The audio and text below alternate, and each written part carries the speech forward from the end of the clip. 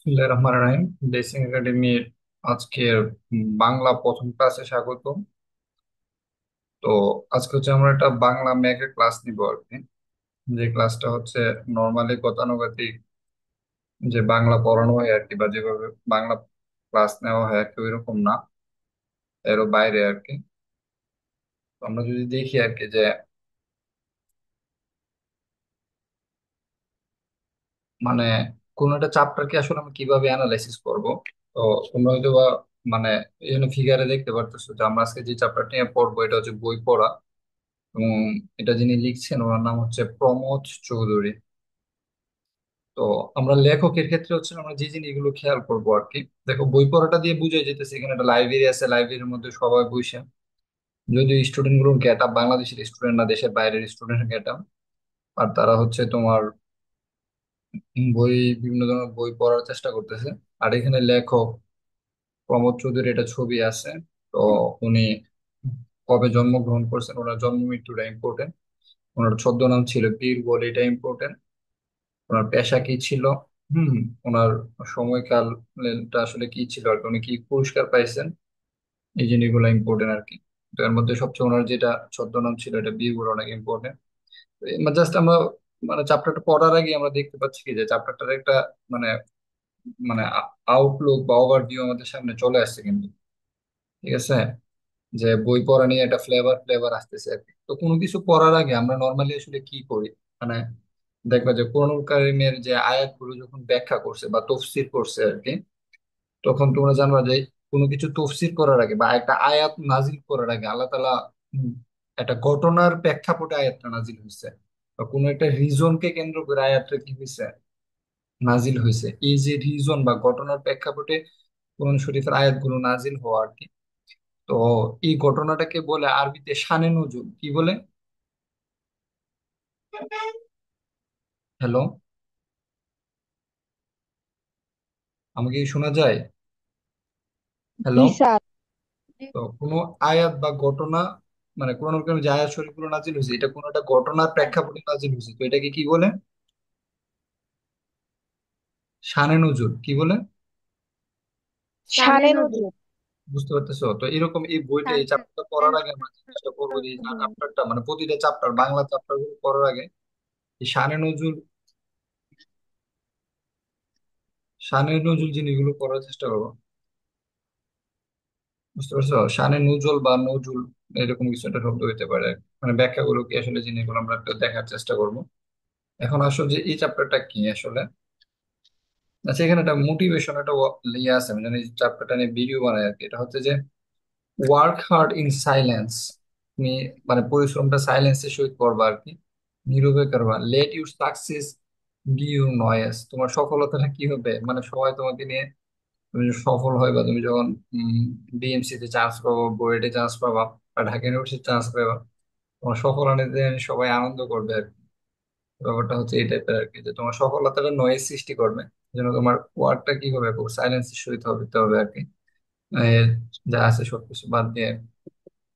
তো বই পড়া নিয়ে যদি আমরা প্রথমে শানে নজরুলটা ব্যাখ্যা করতে চাই যে পড়ার গুরুত্বটা আসলে কি, তাহলে তারা কোরআন কারিমে বলছে আর কি যে পড়ো তোমার প্রভুর নামে, ইকরা, যিনি তোমাকে সৃষ্টি করেছেন তার নামে পড়ার জন্য বলছেন। মানে পড়া নিয়ে একটা গুরুত্ব আছে পড়াশোনা, না হলে তো আল্লাহ তাআলা কোরআন কারিমের প্রথম যে সূরা আলাকে যে আয়াত শরীফটা প্রথম নাজিল করছে সেখানে এই পড়ার কথা বললো না। আল্লাহ তাআলা যেহেতু প্রথম আয়াত শরীফের মধ্যে প্রথমেই নাজিল করে প্রথমেই পড়ার আহ্বান করছে, এবং পড়া অনেক বেশি গুরুত্বপূর্ণ একটা ইস্যু, ঠিক না? তাহলে অন্য কিছু বলতো। তো পড়ার একটা মহা গুরুত্ব আছে আর কি। হ্যাঁ, এবং ষষ্ঠ নামে পড়ার জন্য আদেশ দান করছে। তো হাদিস শরীফের মধ্যে কি বলছে যে আনাস রাদিয়াল্লাহু আনহু বর্ণিত একটা হাদিস শরীফ যে জ্ঞান প্রাণাদিক নবী সাল্লাল্লাহু আলাইহি সাল্লাম বলেন, জ্ঞান অন্বেষণ করা প্রত্যেক মুসলমান নরনারীর উপর ফরজ। তারপরে আরেকটা হাদিস শরীফ আছে যে যে ব্যক্তি জ্ঞান অন্বেষণ করার উদ্দেশ্যে ঘর থেকে বের হয়ে আল্লাহর প্রতি চলতে থাকে, সে আল্লাহর প্রতি চলতে থাকে যতক্ষণ না ফিরে আসে। ঠিক আছে, এই জ্ঞান বলতে আসলে বাহ্যিক যে প্রচলিত জ্ঞান এটা সবসময় বোঝায় না। এটা ইমান দিনের জ্ঞান হতে পারে, আবার যেটা মানবতার কল্যাণের যে জ্ঞান সেটা হতে পারে। প্রান্তিক রাসূল সাল্লাল্লাহু আলাইহি ওয়াসাল্লাম আরো বলেন আর কি, শিক্ষা ও জ্ঞান কিন্তু অর্জনের জন্য শুধু যদি চীন দেশে যাওয়ার প্রয়োজন হয় আর কি, তোমরা চীন প্রয়োজনে চীন দেশে যাও। তারপরে তোমরা জ্ঞান বা এলেম অর্জন করবা। তো বই পড়ার সাথে এই যে জ্ঞান অর্জন, আমি যদি জ্ঞান অর্জন করতে চাই তাহলে বই পড়া জিনিসগুলোর গুরুত্ব আছে। এই জিনিসগুলো আমরা হচ্ছে এই শানে নজরুল গুলা আমরা আমাদের সৃজনশীলে অ্যাপ্লাই করব। ঠিক আছে, এই জন্য শানে নজরুল গুলো আমি বলে নিতেছি আর কি, দেখে সেটা বই পাওয়ার কোনো কারণ নাই। তারপরে দেখো যে জ্ঞান অর্জন নিয়ে ইসলামী জ্ঞান চর্চার অনেক গুরুত্ব আছে আর কি। এটা হচ্ছে সূরা বাকারাতে আল্লাহ তাআলা নবিয়া নাম, হ্যাঁ, পিতা আদম আলাইহিস সালামকে, হযরত আদম আলাইহিস সালামকে সর্বপ্রথম শিক্ষা দান করছে কি, আল্লাহ, আর আল্লাহ আদমকে সকল বস্তুর নাম শিক্ষা দেন। তারপর সমস্ত বস্তুত ফেরেশতাদের সামনে তা উপস্থাপন করা হয়। তারপর আল্লাহ বলেন, তোমরা আমার এগুলো আমার নাম বলে দাও যদি তোমরা সত্যবাদী হয়ে থাকো আর কি। তাহলে জ্ঞানই হচ্ছে সবকিছুর মূল ভিত্তি আর কি। জ্ঞানের আলোকে মানুষ ভালো মন্দ পার্থক্য করতে পারে। জ্ঞানের সাথে বই পড়াটা রিলেটেড। তারপরে বলতেছেন, এরপরে জ্ঞানীর মর্যাদা সম্পর্কে প্রাণাদিক প্রিয় নবী সাল্লাল্লাহু আলাইহি সাল্লাম বলেন, যে ব্যক্তি জ্ঞান অর্জনের পথ অবলম্বন করে আল্লাহর জন্য, আল্লাহ তার জন্য জান্নাতের পথ কি কি করে দেন, সহজ করে দেন। ফেরেশতাগণ জ্ঞান অর্জনকারীর জন্য দোয়া করে, জ্ঞানী ব্যক্তির জন্য ক্ষমা প্রার্থনা করে। আকাশ ও পৃথিবীর আদিবাসীরা, এমনকি পানির নিচে ও মাছও জ্ঞানহীন ইবাদত, হুম গুজাবের তুলনায় জ্ঞানী ব্যক্তি ঠিক সেরকম, যেমন পূর্ণিমার হম রাতের চাঁদ তারে উম, তারকাবাজির উপর দীপ্তমান। আর জ্ঞানী গণ হম নবীদের যে দিক নির্দেশনা সেই পথে উত্তরাধিকার পথে চলেন আর কি। তারা টাকা পয়সার উত্তরাধিকার করেননি, বরং জ্ঞানের উত্তরাধিকার করেছেন। সুতরাং যে ব্যক্তি জ্ঞান অর্জন করেছে সে উত্তরাধিকার পূর্ণ, জাস্ট এরকম কিছু একটা বলছে আর কি। এগুলো অ্যাপ্লাই করা যাবে না, একটু আগে যেটা বলছি আর কি, এটা অ্যাপ্লাই করাটা ডিফিকাল্ট বা জানার জন্য আর কি, যে ইসলামিক জ্ঞানের গুরুত্বটা কতটুকু। প্রমোদ চৌধুরীর এই জিনিসটাকে ব্যাখ্যা করতে গিয়ে আর কি একজন প্রমোদ চৌধুরী এটা ব্যাখ্যা করতে গিয়ে আর কি একজন হচ্ছে উম বিখ্যাত লেখক আর কি, এই লেখকের উক্তিটা আমরা অনেক বেশি ব্যবহার করব। ওনার নাম হচ্ছে লিও টল স্টয়। অনেক জায়গায় লিও টল স্টয় না বলে তদিও বলে আর কি, যে টি, তো টি এর বাংলা করতে তো অনেক ইউজ করে, টল স্টয়ও বলে। টি এর জায়গা মানে টটার জায়গা তো দিয়ে বলে আর কি, লিও টল স্টয়ও বলে। তিনি বলছেন আর কি যে বিশ্ববিখ্যাত উপন্যাসিক, যে there are three three things are essential for life. কি কি?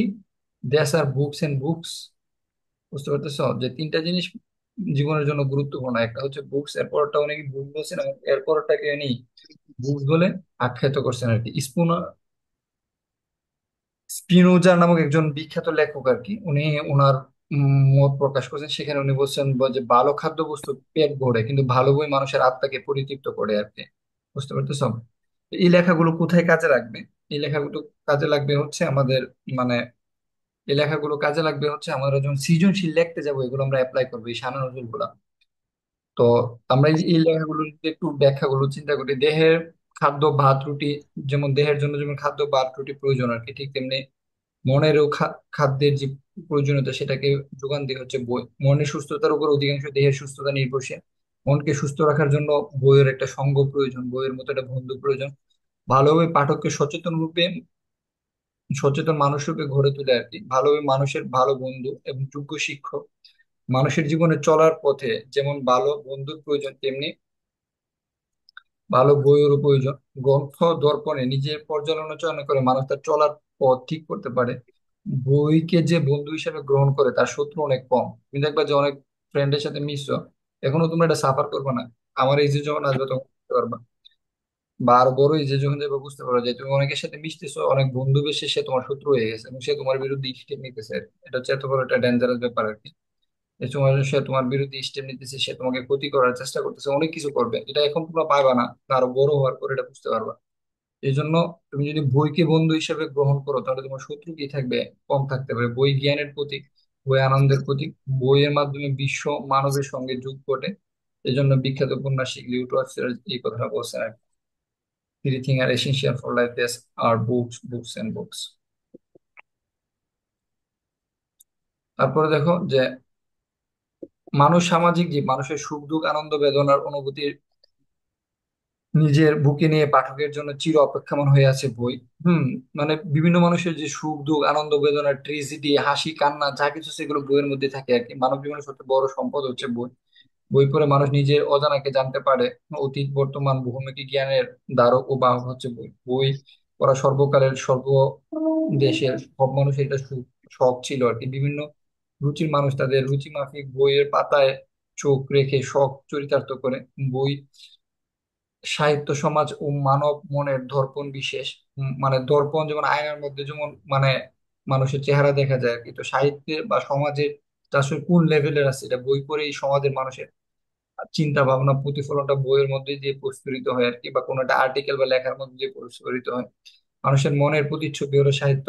তাই অনাদিকাল থেকে গ্রন্থ পাঠে মানুষ অনাবিল প্রশান্তি লাভ করেছে। এই জন্য রবীন্দ্রনাথ ঠাকুর বলছে আগে যে বিপুল এই পৃথিবীর কতটুকু জানি, বিশাল বিশ্বের আয়োজন, মোর মন জুড়ে থাকে অতি ক্ষুদ্র এক কোণে, সেই খুবে পড়ি গ্রন্থ ভ্রমণ বৃত্তান্ত আছে যাহা অক্ষয় উৎসাহে।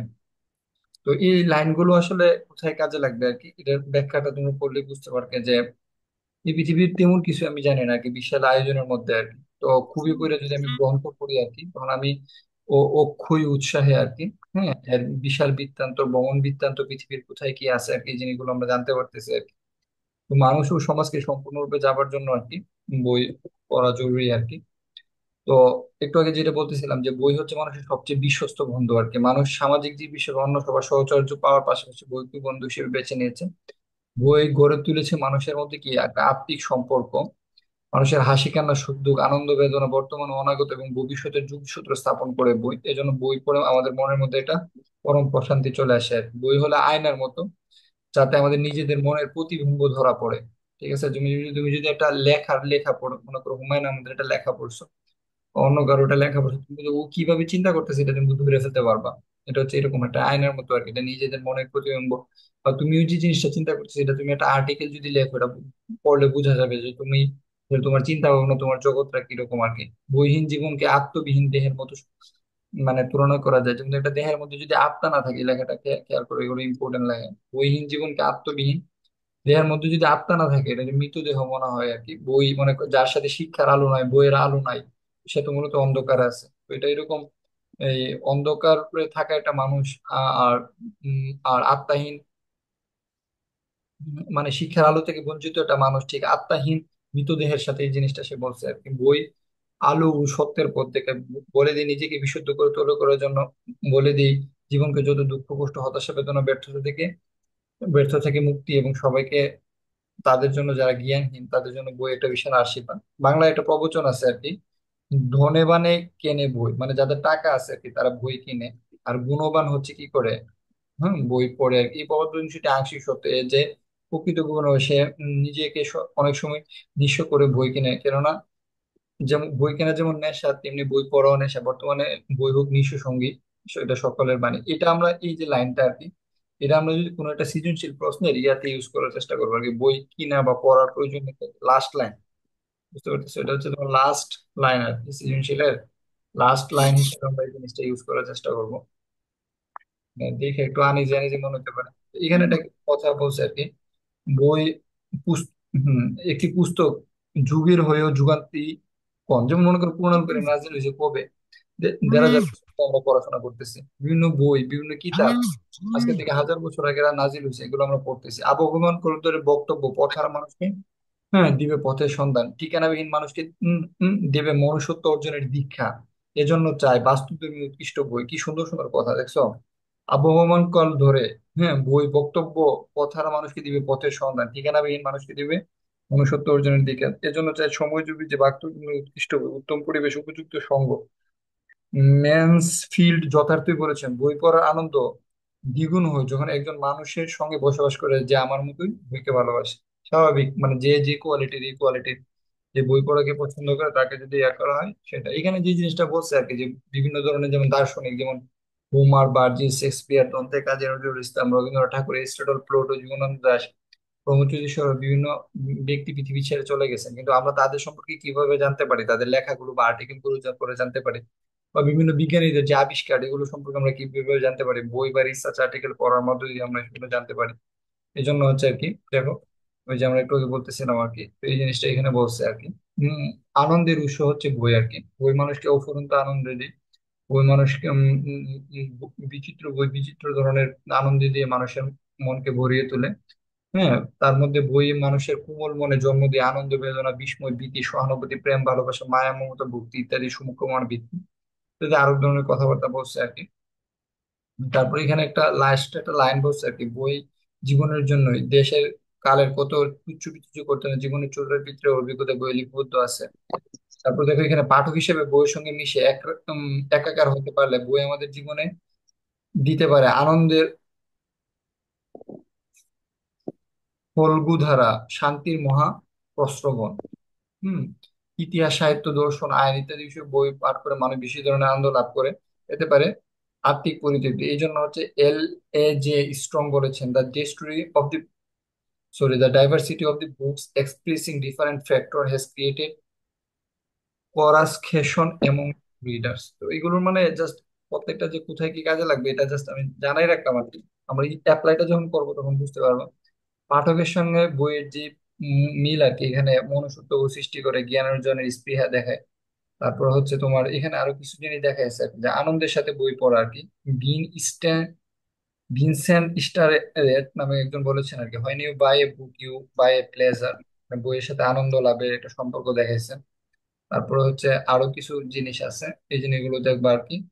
তো এখানে একজন বলছে আর কি যে পাঠক চিত্ত গ্রন্থের প্রভাব আর কি, যে সরি সভ্যতা ও সংস্কৃতির বিকাশে বই সভ্যতা এবং সংস্কৃতির বিকাশ ঘটে, যে উপরে যে প্যারাটা খেয়াল করো এটাতে, যে এখানে যে জিনিসটা বলছে এটা হচ্ছে যে এই প্যারাটাতে আর কি, যে বই সভ্যতা ও সংস্কৃতির বই দিয়ে মানুষ অতীত ও ভবিষ্যতের মধ্যে কি করছে, একটা সাঁকো বা সম্পর্ক বেঁধে দিতেছে আর কি। পাঠকচিত্রে গ্রন্থের প্রভাব পাঠকচিত্রে বিরাট অংশ জুড়ে রয়েছে। যেমন এখানে যদি আমরা দেখি আর কি, যে এটা কি বলছে যে তোমার অনেক কিছু শেষ হয়ে যেতে, যেমন এখানে বলছে যে মানে তুমি যদি এমন একটা বইয়ের সাথে সম্পর্ক করলো আর কি, যে দেখবা যে রুটি মালু ফুরিয়ে যাবে, তোমার খাদ্য শেষ হয়ে যাবে আর কি, তোমার প্রিয় মানুষের চোখ অনেক সময় গোলা হয়ে যাবে, কিন্তু একখানা বই অনন্ত যৌবনা যদি তেমন বই হয় আর কি, তুমি যদি ভালো কোনো বই পড়তে পারো আর কি, সেটা তোমার ভিতরে অলওয়েজ কি থাকবে, একটা অ্যাওয়ার ফ্রেশ থাকবে, মানে নিজেকে অলওয়েজ জাগ্রত রাখবে, তোমার মধ্যে স্পিরিট কাজ করবে। ঠিক আছে। বিভিন্ন মনীষীদের উম, উম, যে বিভিন্ন হতাশা, আনন্দ, হ্যাঁ, দুঃখ, দুর্দশা, বিভিন্ন মনীষীদের বিভিন্ন কথা, এই জিনিসগুলো আসলে বইয়ের মধ্যে ফুটে উঠছে। হ্যাঁ, এবং সাহিত্য চর্চার মধ্যে এসেছে। যেমন সাহিত্য নিয়ে একটা কথা লিখছে, সাহিত্য অমৃতময় শান্তির উৎস, শান্তির কল্প ফলের রস। এই যে সব এটা সাহিত্য নিয়ে যে উক্তিটা, এটা আমরা একটু পরে কাজে লাগাবো, আমরা এটা ইয়াতে অ্যাপ্লাই করবো আর কি। নানা জ্ঞান ও বিজ্ঞান আমি যত আয়ত্ত করতে থাকি, ততই এক একটা করে আমার মনের চোখ উঠতে থাকে আর কি। এখানে এটা নিয়ে তোমার একজন এটা কথা বলছে, এবং সর্বশেষ এই জিনিসটা বলছে আর কি, যে পরিশেষে গ্রন্থপাঠ মানুষকে এত বেশি মানে আনন্দ এবং সত্য লাভের উপলব্ধি দিয়ে থাকে, সেই জন্য সাহিত্যিক মেক্সিম গুর্কি বলছেন আর কি, আমার মধ্যে উত্তম বলে যদি কোনো কিছু থাকে সেই জন্য আমি বইয়ের কাছে ঋণী। অর্থাৎ বই পড়ার তার অ্যাপ্লিকেশনটা কোথায়, আমি যে জিনিসটা বলতে চাচ্ছিলাম, এই কোটেশন বা উক্তিগুলো এই কারণে তোমাদের সাথে শেয়ার করানো আর কি। এটা হচ্ছে সামনে নজর, মানে বই পড়ার গুরুত্বটা আসলে কি, বুঝতে পারতেছো? তো এই জন্য এই জিনিসগুলো কিছু বলা আছে। যেমন এখানে হচ্ছে যদি আমরা উপসংহারটা লিখি আর কি, ওটা মানে এই সুতরাং থেকে আর কি, এই জিনিসটা মানে মাথায় রেখে আর কি। এই উপসংহারটা হচ্ছে আমরা ইউজ করার চেষ্টা করবো যদি কোনো একটা প্রশ্নের সাথে ম্যাচ করে আর কি। সবগুলো যে আমরা অ্যাপ্লাই করবো ব্যাপারটা এমন না, যেটা ম্যাচ করবে এটা অ্যাপ্লাই করবো, যেটা ম্যাচ করবে না এটা আমরা অ্যাপ্লাই করবো না। তারপর বই পড়ানে বিভিন্ন মনীষীদের কিছু উক্তি আছে আর কি, শিক্ষা নিয়ে আর কি। মিথ্যার অপনোদন ও সত্যের আবিষ্কার হচ্ছে শিক্ষা, মানে এই বই পড়াটার মধ্যে শিক্ষার কিছু গুরুত্বপূর্ণ বিষয় নিয়ে কথা বলছে আর কি। শিশুর দেহ ও মনে পরিপূর্ণ এবং সার্বিক বিকাশ সাধন হলো শিক্ষা আর কি। সুন্দর, বিশ্বস্ত, পবিত্র জীবনের উপলব্ধি হচ্ছে শিক্ষা। তারপরে এরকম শিক্ষা নিয়ে কিছু কথা বলছে আর কি। তারপর দেখো যেমন শিক্ষার শেকড়, এরিস্টটল একটা উক্তি আছে, শিক্ষার শেকড় সাথে তো হলো এর ফল মিষ্টি আর কি। তাকে বলি শ্রেষ্ঠ শিক্ষা, যা কেবল তথ্য পরিবেশন করে না, যা বিশ্ব সত্তার সাথে সামঞ্জস্য রেখে আমাদের জীবনকে গড়ে তোলে। শিক্ষার গুরুত্ব হিসেবে রবীন্দ্রনাথ একটা কথা বলছে, মানুষের অন্তর্নিহিত পরিপূর্ণ বিকাশই হলো শিক্ষা। স্বামী বিবেকানন্দ বলছে আর কি। এপিজে আব্দুল কালাম বলছে, জীবন আর সময় হলো পৃথিবীর শ্রেষ্ঠ শিক্ষক। জীবন শিখায় মানুষকে সঠিকভাবে ব্যবহার করতে, আর সময় শিখায় জীবনের মূল্য দিতে। পুঁথিগত বিদ্যা পরহস্তে দাও, নহে বিদ্যা নহে দান হলে প্রয়োজন। যদি কেবল আমরা পড়াশোনার মধ্যে সীমাবদ্ধ থাকি আর কি, এটা আর অন্যের হাতে দম রাখলে যেমন সেটা আমার দম বলা যায় না, ঠিক তেমনি এই বিদ্যাটা যদি কেবল বই পুস্তকের মধ্যে সীমাবদ্ধ থাকে, আমরা যদি সেটা অ্যাপ্লাইটা না জানি, তাহলে সেটার কোনো মূল্য নাই আর কি। তো এখানে একটা উক্তি আছে, যেটা আমরা শিক্ষার সাথে যদি এই কোশ্চেন গুলো যখন আসবে তখন এই উক্তিটা আমরা ব্যবহার করবো। উক্তিটা হচ্ছে এটা, যে education is the light that enlightens our soul, মানে শিক্ষা হচ্ছে এমন এক আলো যা আমাদের আত্মাকে কি করে, আলোকিত করে। আমাকে কি শুনতে পাচ্ছ? জি স্যার। হ্যাঁ, শিক্ষা হচ্ছে এমন এবারে একটা আলো যেটা হচ্ছে আমাদের আত্মাকে কি করে, আলোকিত করে। আলোকিত আলোকিত করে। লাগবে। কোথায় লাগবে দেখবা যে একটু পরে পরে লাগবে, এই জিনিসগুলো মাথায় রাখবে। এরপরে এই শিক্ষা নিয়ে আরেকটা উক্তি আছে, এই উক্তির শেষ। তো এই হচ্ছে আমাদের শানে নজরুলটা ব্যাখ্যা করা হয়ে গেছে। মানে এই জিনিসগুলো আসলে কেন বললাম, এই জিনিসগুলো হচ্ছে তুমি অ্যাপ্লাই করবা যখন কোশ্চেন সৃজনশীল লিখবা, ওটা কোশ্চেন লিখবা, তখন এই জিনিসগুলো কি করবা, অ্যাপ্লাই করতে থাকবে। অ্যাপ্লাইটা যখন করবা তখন তোমার মার্কিং লেভেলটা বাড়তে থাকবে।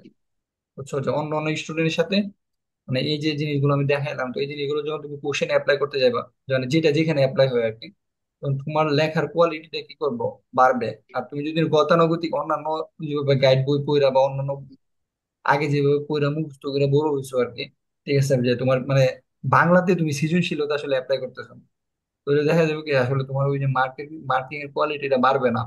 তো এইগুলো কোথায় অ্যাপ্লাই করবা?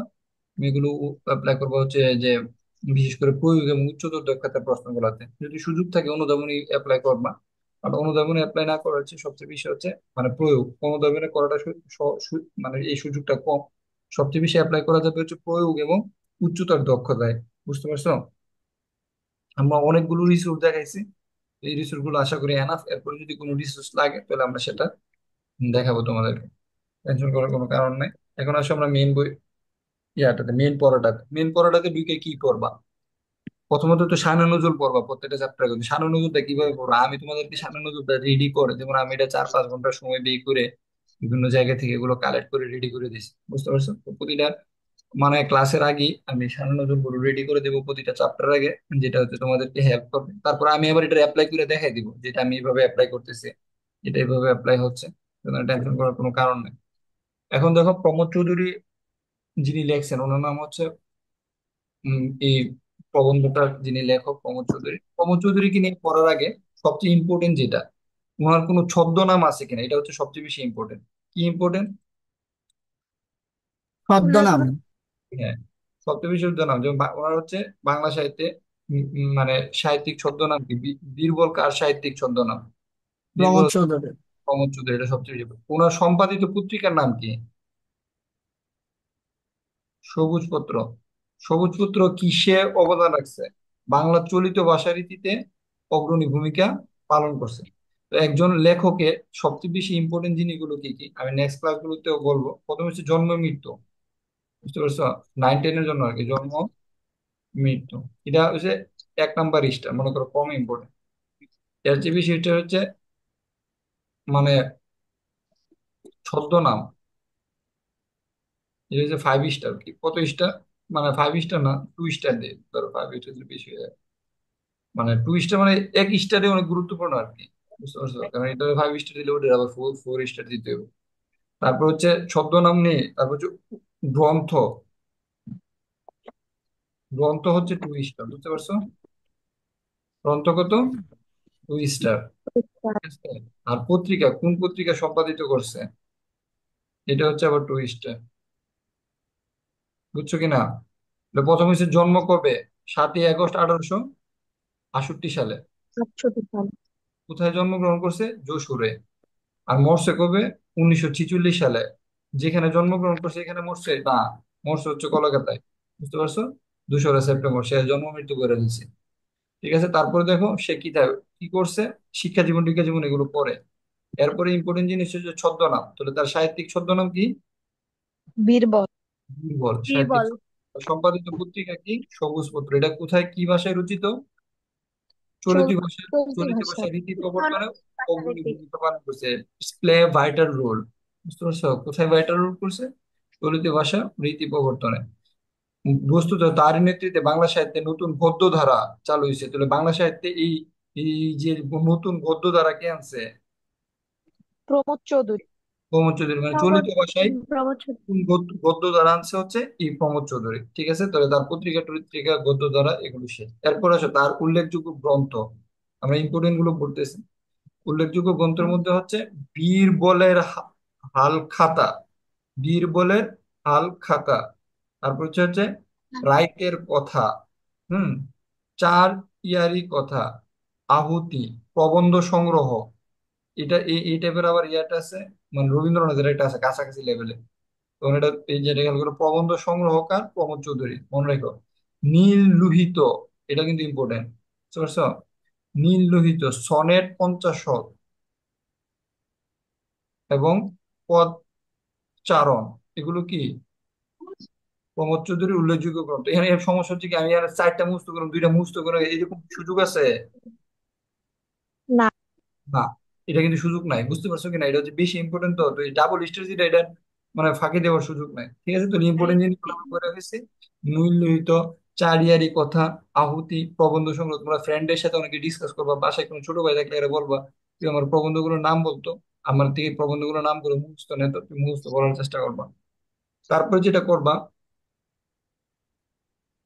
সেটা হচ্ছে যে এরপরে ওই এর নামে যে হাবি জাবি কিছু জিনিস আছে এগুলো করবা।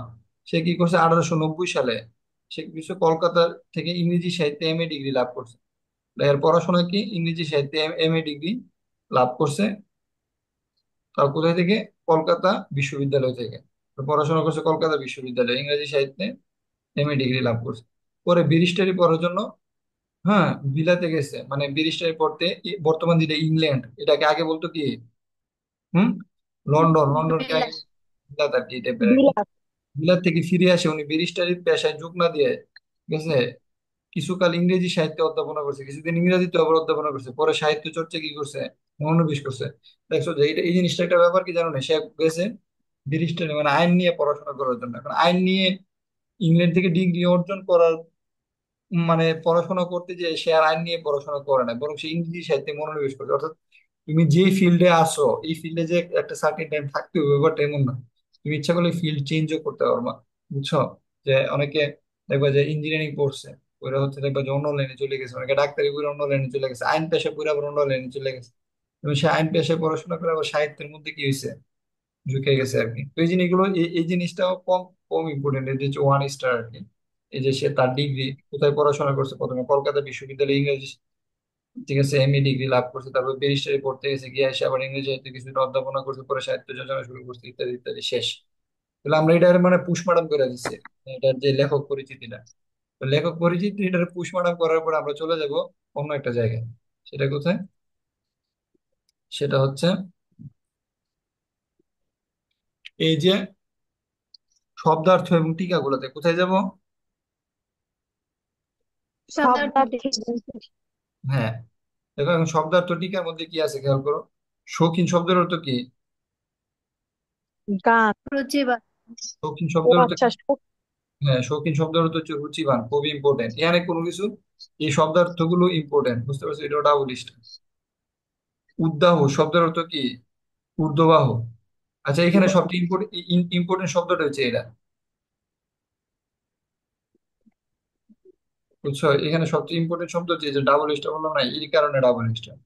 ভারতীয় বা মানে শব্দের অর্থ কি? রিক্ত বা শূন্য। রিক্ত বা শূন্য মানে কি? আমার হাত খালি, বুঝতে পারতেছো? মানে আমার হাতে কিচ্ছু নাই, নাই। বুঝতে পারছো? এই জন্য হচ্ছে ভারতীয় বা মানে বলতে রিক্ত বা শূন্য বোঝায়।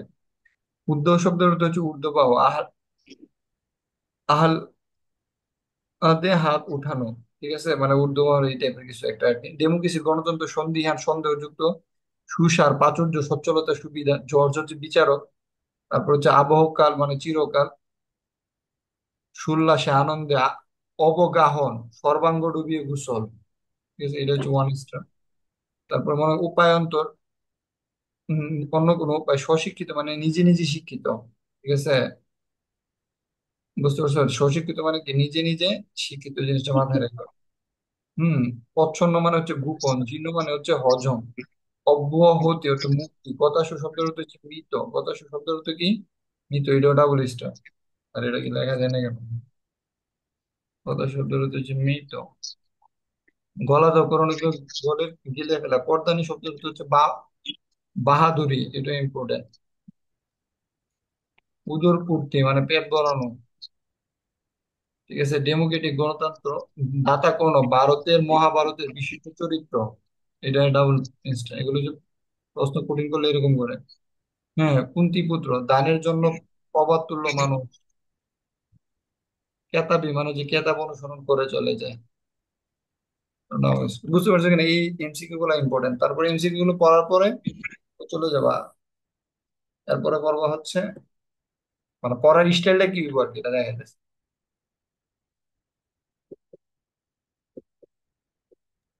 হ্যাঁ, এরপরে হচ্ছে পাঠ পরিচিতি। তো পাঠ পরিচিতি প্রথম প্রথম লাইনটা থেকে এমসিকিউ আসে, খুবই গুরুত্বপূর্ণ। প্রথম লাইনটা কি দেখো, প্রথম লাইনটা হচ্ছে এটা যে বই পড়া। উম্মা, এবার ডাক পড়লো কেন?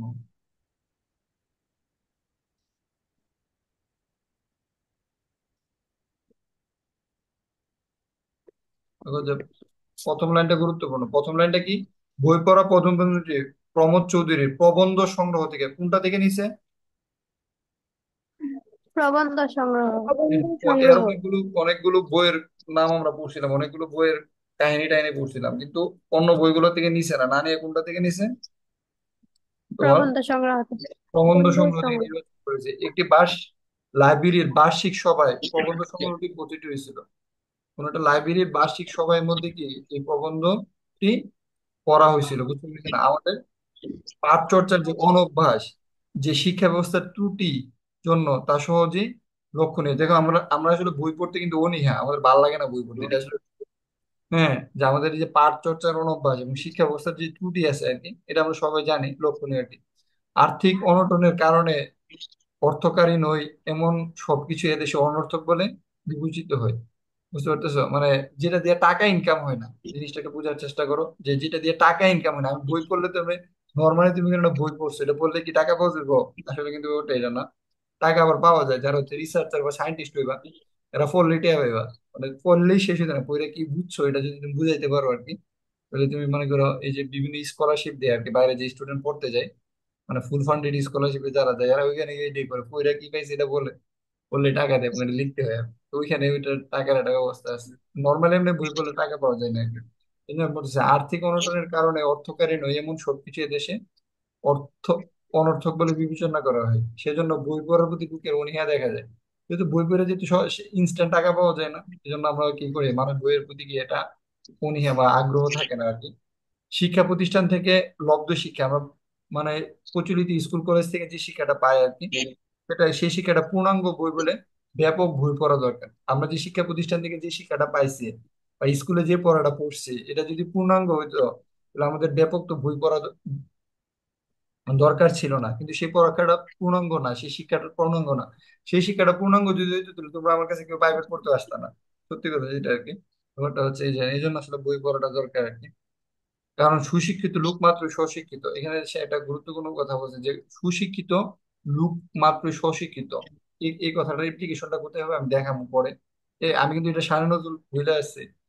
যথার্থ শিক্ষিত হতে হলে মনের কি দরকার? প্রসার দরকার। যথার্থ শিক্ষিত দিলে মনের প্রসার দরকার।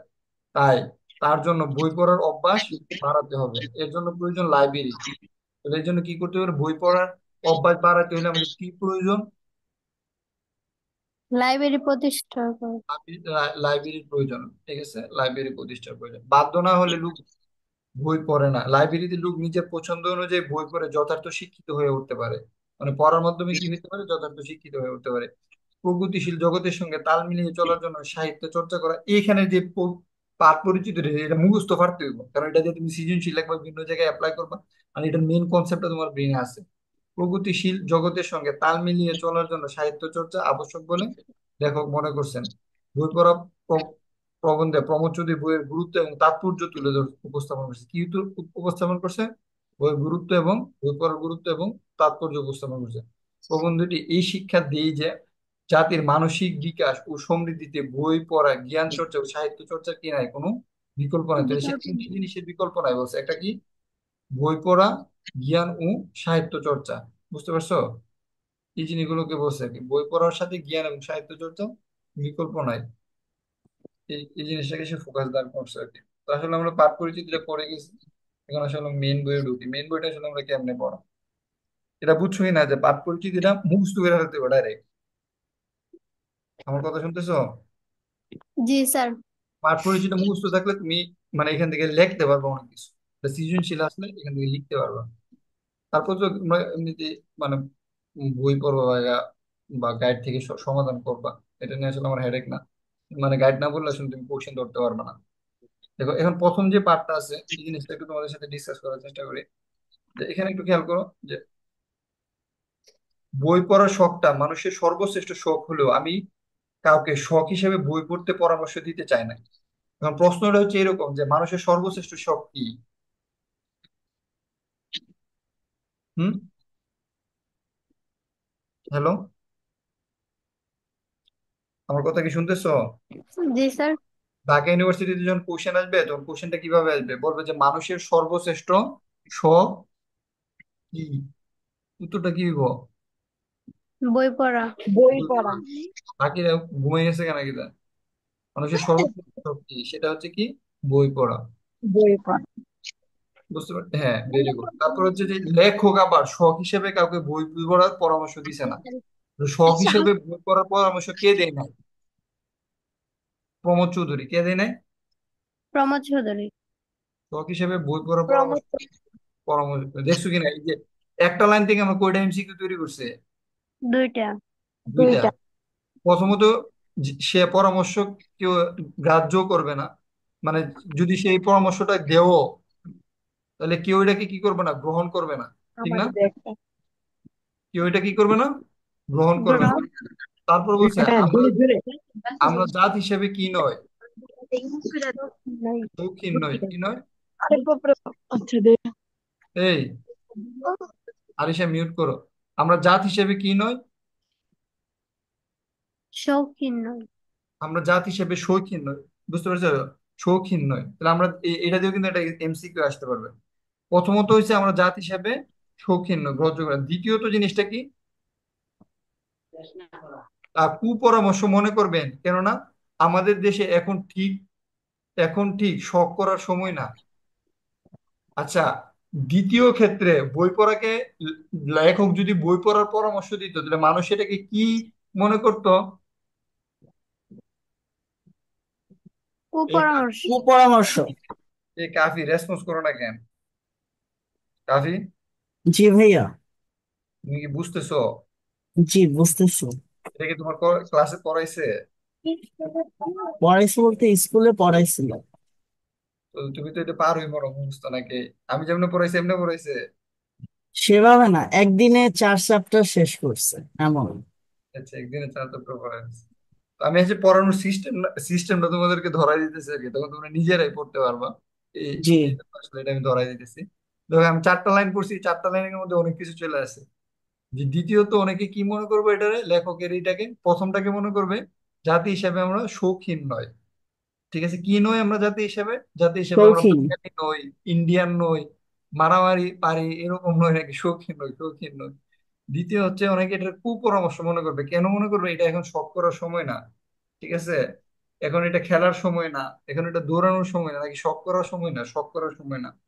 আমাদের এই রূপ, সুখ, দুঃখ, কষ্ট, দুঃখ দরিদ্র দেশে সুন্দর জীবন ধারণ করা যেখানে প্রধান সমস্যা, সেখানে জীবনকে সুন্দর করা, মহৎ করার প্রস্তাব অনেকের কাছে নির্থক ও নির্মম ঠেকবে। তো এই যে জীবনকে সুন্দর এবং মহৎ করার জন্য লেখক যদি কোনো প্রস্তাব দেয়, এটা কিসের কাছে নিরর্থক হয়ে যাবে?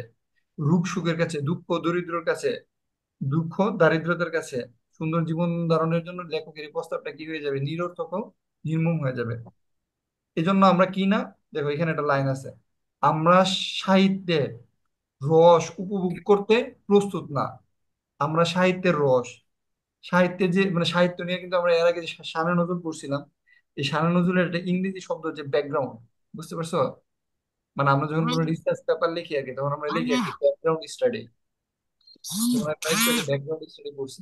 তো আমরা সাহিত্যের রস উপভোগ করতে প্রস্তুত নাকি প্রস্তুত না? হুম? প্রস্তুত নয়। আমরা কি উপভোগ করতে প্রস্তুত না? প্রশ্ন হচ্ছে এটা। সাহিত্যের রস। সাহিত্যের রস, এগুলো কিন্তু ঢাকা ইউনিভার্সিটি এইভাবে লাইন উড়াই দেয় যে এই লাইন দিয়ে কি বুঝাইছে। শিক্ষার ফল লাভের জন্য আমরা আমরা সকলে উদ্বাহু। উদ্বাহু মানে কি একটু আগে আমরা পড়ছিলাম। উদ্বাহু শব্দের অর্থ কি? ওই স্টুডেন্ট, উদ্বাহু স্যার শব্দের অর্থ ঊর্ধ্ববাহু। ঊর্ধ্ববাহু। ঊর্ধ্ববাহু। একটু আগে কিন্তু আমরা পড়ছিলাম উর্ধ্ববাহু, দেখছো কিনা? ওই যে একটু আগে পড়ছি, এটা কিন্তু আর কাজে লাগতেছে। তুমি জি যদি ওই ভাইয়া। আমার স্টাইলে না পড়ে আসো তো তুমি দিয়ে আটকে যাবা। বুঝছো? এই জন্য আমি তোমার উল্টা স্টাইলে পড়াই আছি। আমার বিশ্বাস শিক্ষা আমাদের গায়ের জ্বালা ও চোখের জ্বালা দুই দূর করবে, মারাত্মক জিনিস। বুঝতে পারছো? আমাদের বিশ্বাস যে শিক্ষা আমাদের গায়ের জ্বালা চোখের জ্বালা দুই দূর করবে। যদি বলে যে শিক্ষা আমাদের গায়ের জ্বালা এবং চোখের জ্বালা দূর করবে, তুমি এটা ব্যাখ্যা করো, তো তুমি কিভাবে কিভাবে ব্যাখ্যা করবা? এখানে যে লাইনটা এবং education is the backbone of a nation, কি এবং Education of এডুকেশন লেখার is the দরকার নাই তো, background of nation. ব্যাকগ্রাউন্ড নাই, education is the backbone, education is the back, শিক্ষা জাতির মেরুদণ্ড। বুঝছো? Backbone. Hmm, of a nation. বুঝতে পারছো? তাহলে একটা জাতি যে যতটুকু শিক্ষিত হয়েছে সে সে তত বেশি কি করতে পারছে, উন্নতি করতে পারছে। যেমন আজকে ইউএসএ উন্নত কেন? তারা আমাদের যে বেশি শিক্ষার দিক থেকে আগায় আছে, এই জন্যই তো উন্নত, ঠিক না? তাহলে যে উন্নত হয়েছে সব দিক থেকে, তার কি ক্ষুধার জ্বালা আছে না দেখার জ্বালা আছে? কোনো দিক দিয়ে কি তার কোনো ঘাটতি আছে? না। গায়ের জ্বালা মানে আচ্ছা, ক্ষুধার জ্বালা, কোনো দিকে তার কোনো ঘাটতি নেই, তার সবকিছু কি পরিপূর্ণ। বুঝছো? তারপর লেখক বলতেছে এই আশা সম্ভবত দুরাশা, কিন্তু তাহলে আমরা তা ত্যাগ করতে পারি না। কেননা এই যে লেখকের যে আশাটা, শিক্ষা যে গায়ের জ্বালা দূর করবে, এটা কি বাস্তব নাকি দুরাশা? দুরাস। বা না, দুরাশা মানে এটা বাস্তবে সম্ভব না, কল্পনা। দুরাশা মানে কি? কল্পনাতীত কিছু একটা। বুঝতে পারছো? শিক্ষা যে আমাদের যেন গায়ের জ্বালা ও চোখের জ্বালা দূর করবে, এই আশাটা, লেখকের এই আশাটা মূলত এটা কল্পনা বা দুরাশা। কিন্তু তা হলেও আমরা তা ত্যাগ করতে পারি না। এই আশাটা বাস্তবে সম্ভব না হলে আমরা সেটা ত্যাগ করতে পারি না। কেননা আমাদের উদ্ধারের জন্য কোনো সদুপায় আমাদের চোখের সম্মুখে দেখতে পাই না। বই পড়া ছাড়া, পড়াশোনা ছাড়া, শিক্ষা ও গবেষণা ছাড়া আমাদের আর কি কোনো অ্যাল্টারনেটিভ, কোনো বিকল্প, কোনো উপায় নাই। শিক্ষার মহাত্মে আমি বিশ্বাস করি, এবং যিনি যাই বলুন, সাহিত্য চর্চা যে শিক্ষার পদ সর্বপ্রধান অঙ্গ, সে বিষয়ে সন্দেহ নাই। সাহিত্য চর্চা কিসের অঙ্গ? শিক্ষার মানে শিক্ষার সর্বপ্রধান অঙ্গ কি? সাহিত্য চর্চা। সাহিত্য চর্চা। এখন দেখো, আমি সাহিত্য চর্চা নিয়ে কতগুলো কোটেশন পড়াই আনছি না তোমাদেরকে? সাহিত্য কি জি করে? ভাইয়া। হ্যাঁ, কিন্তু ওই কোশ্চেনে যদি এই লাইনটা আসে যে সাহিত্য চর্চা শিক্ষার প্রধান অঙ্গ মানে সর্বপ্রধান অঙ্গ, সে বিষয়ে সন্দেহ নাই। ঠিক আছে? তো এই লাইনটা ব্যাখ্যা করো, লেখা ব্যাখ্যা করতে গেলে তোমরা এই কোটেশন গুলা ইউজ করতে পারবা। তো সাহিত্য চর্চা নিয়ে আমি অনেকগুলো জিনিস পড়াই আছি, দেখাই তোমাদেরকে।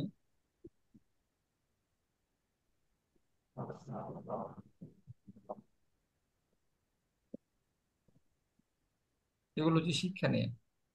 ঠিক আছে?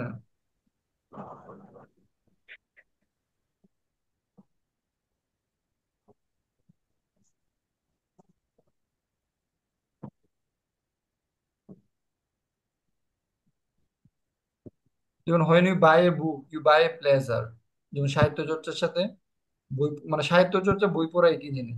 ঠিক আছে, এই লাইনটা ইউজ করতে পারবো। তারপর হচ্ছে যে সাহিত্য চর্চার ক্ষেত্রে এখানে কিছু লাইন আছে, এগুলো ইউজ করতে পারবা।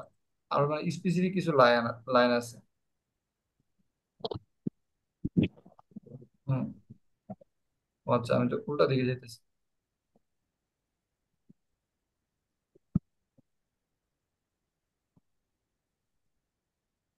যেমন এখানে এই লাইনটা ইউজ করতে পারবো, এলএজি স্ট্রং এর যে লাইনটা বলছে এটা ইউজ করতে পারবো। তারপর হচ্ছে সাহিত্য চর্চা হচ্ছে এটা বলতে পারবা, দেয়ার আর মানে সাহিত্য চর্চার ক্ষেত্রে যে three thing are essential for life, এটা বলতে পারবা। খাদ্য বস্তু পেট ভরে কিন্তু ভালো বই মানুষের আত্মাকে প্রশান্তি করে, এই জিনিসটা বলতে পারবা। তারপর হচ্ছে যে এই জিনিসগুলো বলতে পারবা। তারপরে যে বই হলো আয়নার মতো, এই জিনিসগুলো বলতে পারবা। তারপরে যে সাহিত্য চর্চা নিয়ে এই কবিগুরুর এই জিনিসটা বলতে পারবা। তারপর হচ্ছে যে মানে এরকম আরো কিছু আছে আর কি। মানে এখানে আমি যে স্লাইডটা দেখাইছি আর কি, এখানে সাহিত্য চর্চা রিলেটেড কিছু বিষয় আছে যেগুলো হচ্ছে তুমি কি করতে পারবা, ওইখানে তুমি অ্যাপ্লাই করতে পারবা। যেমন এটা অ্যাপ্লাই করতে পারো, when you buy a book you buy a pleasure। তারপর হচ্ছে ওই যে সাহিত্য চর্চা দিয়ে মানুষ বই দিয়ে অতীত এবং ভবিষ্যতের মধ্যে কি করেছে, সাঁকো বেঁধে দিয়েছে, এটা সাহিত্য চর্চার সাথে ইউজ করতে পারো। যে রুটিন মূল ফুরিয়ে যাবে, এটা সাহিত্য চর্চা ইউজ করতে পারো। যেমন এই লাইনটা সবচেয়ে বেশি হচ্ছে ইম্পর্টেন্ট, হচ্ছে এই লাইনটা দেখো। কোন একজন মনীষী বলছে সাহিত্য অমৃতায়মান শান্তির উৎস এবং শান্তির কল্প ফলের রস। খেয়াল করছো? এই যে এই লাইনটা। হুম। তারপর তো সাহিত্য চর্চার ক্ষেত্রে এই লাইনটা ইউজ করতে পারবো। না, জ্ঞান বিজ্ঞান যতই আমি আয়ত্ত করতে থাকি ততই একটা একটা করে আমার মনের চোখ কি করতে পারে, ফুটতে থাকে। তারপর লাস্টের লাইনটা, আমি আমার মধ্যে উত্তম বলে যা কিছু থেকে তার মধ্যে প্রয়োজন নেই। এরকম অনেকগুলো লাইন আছে আর কি, যেগুলো যদি তুমি সাহিত্য চর্চার ক্ষেত্রে কি করতে পারবা, মিলাইতে পারবা। ঠিক আছে, ওকে, আমরা এখানে ছিলাম। সাহিত্য চর্চা যে শিক্ষার প্রধান অঙ্গ সে বিষয়ে মানে সন্ধানে সাহিত্য চর্চা মানে বই পড়া জিনিসটা, যে জিনিসটাকে বোঝায় আর কি, যে বই পড়ার সাথে শিক্ষার যে কানেক্টিভিটিটা। ঠিক আছে, ওই যে শিক্ষা কি বলছিলাম, যে যে সেতু অতীত এবং ভবিষ্যতের মধ্যে কি করে, হুম, সেতু সাক্ষ্য বন্ধন, তৈরি করে। সেতু তৈরি করে। বুঝতে পারছো কিনা? এবং মানে বুঝতে হবে যে কোনটা কোন জায়গাটাতে অ্যাপ্লাই করতে হবে এই জিনিসটা, ওই ব্যাকগ্রাউন্ডটা একটু পড়লে আর এইদিকে মিলাইলে একটু পরে বুঝতে পারবে, মানে পুরোটা চ্যাপ্টার পড়লে তোমাদের কাছে জিনিসটা আর ইজি হয়ে যাবে। এখন দেখো, লুকে যা লুকে যে যে তা সন্দেহ করে, তার কারণ এই শিক্ষার ফল কি হাতে পাওয়া যায় না, অর্থাৎ তার কোনো নগদ বাজার জন্য। এটা কিন্তু ট্রু। তুমি একটা ভালো রেজাল্ট করবা, এই জিনিসটা বোঝার চেষ্টা করো, তুমি একটা ভালো রেজাল্ট করবা এসএসসি তে, তোমার পড়াশোনা করতে হবে কয় ঘন্টা? 2 বছর? কয় বছর? ঘন্টা দুই নাকি? বছর 2 বছর পড়াশোনা করার পরে তুমি এসএসসি তে একটা ভালো রেজাল্ট করবা। বুঝতে পারছো? নাকি জি। ফু দিলে বা আলাদিনের চেরা গেছে, যেটাতে ফু দিলে তুমি হঠাৎ করে মনে করো গোল্ডেন পেয়ে যাবে, ওটা কি এই টাইপের? না ভাইয়া। এরকম কিন্তু না।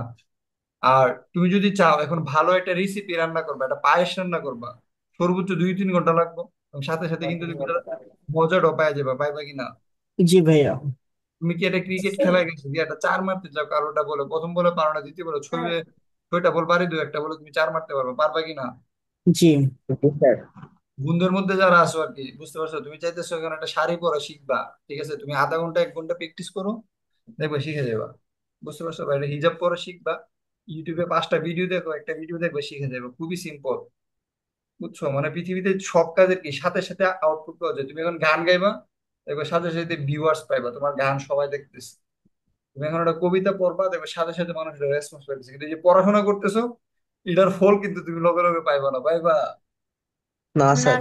এই জন্য সে বলতেছে লোকে যাতা সন্দেহ করে, কারণ কি? কারণ হচ্ছে এই শিক্ষার ফল হাতে নাতে পাওয়া যায় না, অর্থাৎ তার নগদ কোনো বাজার দর নাই। তুমি যদি ইউনিভার্সিটি 4 বছর একটা না পড়াশোনা করে করে ফার্স্ট ক্লাস ফার্স্ট হইবা, মানে হিউজ টাইম। ডাক্তার দিতে হইতে 10-15 বছর পড়ালেখা করে করে ডাক্তার হইবে, না আর বেশি সময়। সো বিশাল একটা কাহিনী আছে। এই কারণে ডেমোক্রেসি সাহিত্যের সার্থকতা বুঝে না, মানে গণতন্ত্র যেখানে আছে বুঝে শুধু অর্থের সার্থকতা। বুঝছো? এখানে ডেমোক্রেসি কিন্তু পচাইছে, বুঝছো? ডেমোক্রেসির গুরুরা চাইছিল যেমন, ডেমোক্রেসি সাহিত্যের সার্থকতা বুঝে না, বুঝে অর্থের সার্থকতা। কেন? কারণ শিক্ষার নগদ বাজার দর নেই। ঠিক আছে, তো ডেমোক্রেসি জিনিসটা মানে কি? ডেমোক্রেসি হচ্ছে গণতন্ত্র। ডেমোক্রেসি একটা সংজ্ঞা আছে, ডেমোক্রেসি ইজ দ্যাট কনস্টিটিউশন যেখানে which is for the people by the people, এরকম কিছু একটা আর কি। এটা তোমার হচ্ছে ইয়া বলছেন আর কি, কে বলছেন এটা? তোমার আমেরিকার একজন ইয়া, মানে আব্রাহাম লিঙ্কন ডেমোক্রেসির সংজ্ঞা হিসেবে এটা বলছেন আর কি। তো ডেমোক্রেসির গুরুরা চেয়েছিলেন সকলের মধ্যে বৈষম্য রাখতে নাকি সমান করতে, সমান করতে। কিন্তু তাদের শিষ্যরা তাদের উল্টো বুঝে প্রতিজনই চাই বড় মানুষ হইতে। বুঝতে পারছো? তাহলে গুরুরা যা চাইছে, শিষ্যরা কি সেম জিনিস চাইছে নাকি উল্টা জিনিস চাইছে?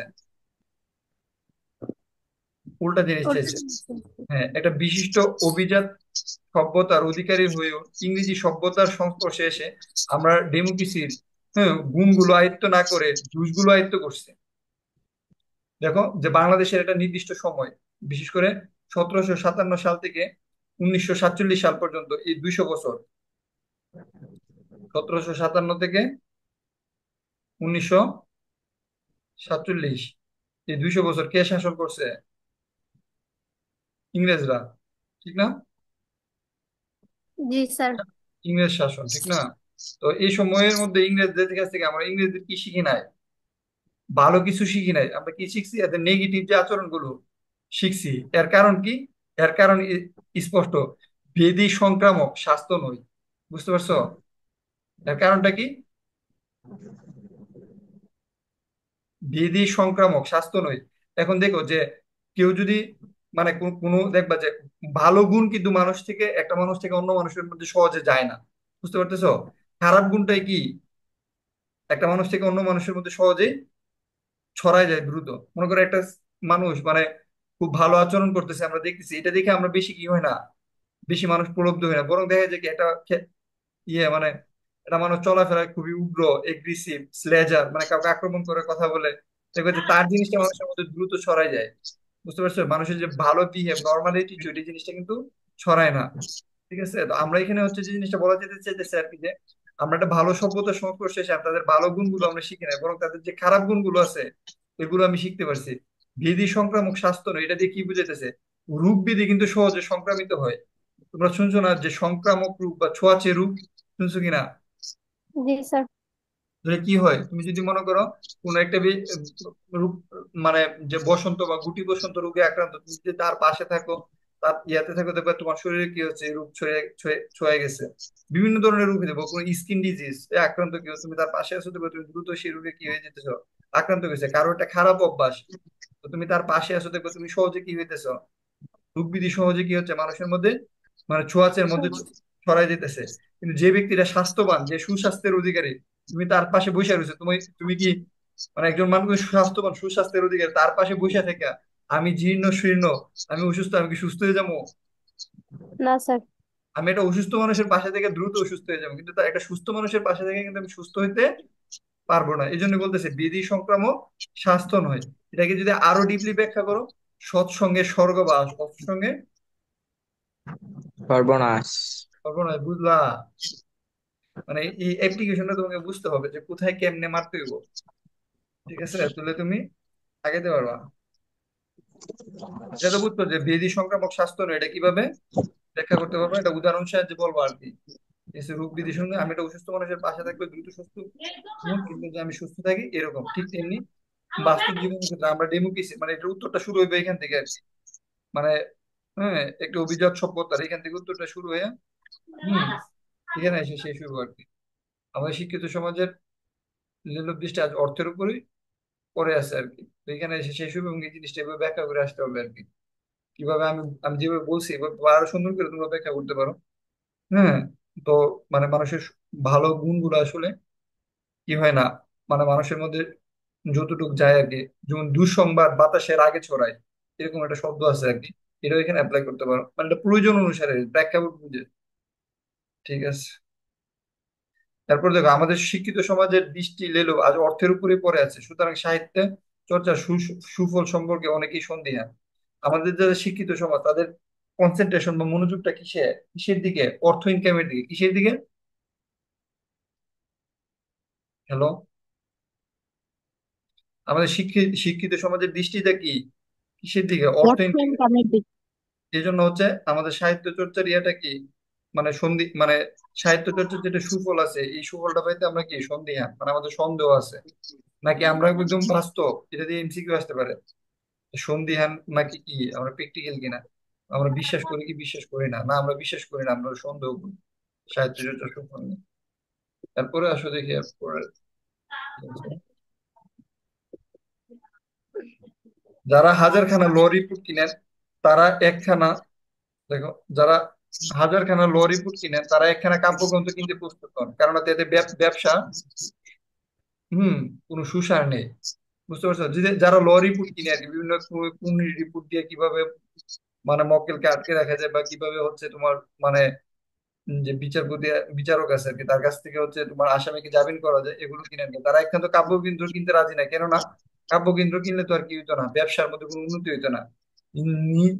মজির না আউড়ে কবিতা আবৃত্তি করলে তো মামলা হারতে হবে, এটা তো সবার জানা কথা, স্বাভাবিক। মানে কোন আইনে তাকে মুক্ত করা যাবে এটা না বলে যদি কেউ কবিতা আবৃত্তি করে, তাকে মামলা হারতে হবে।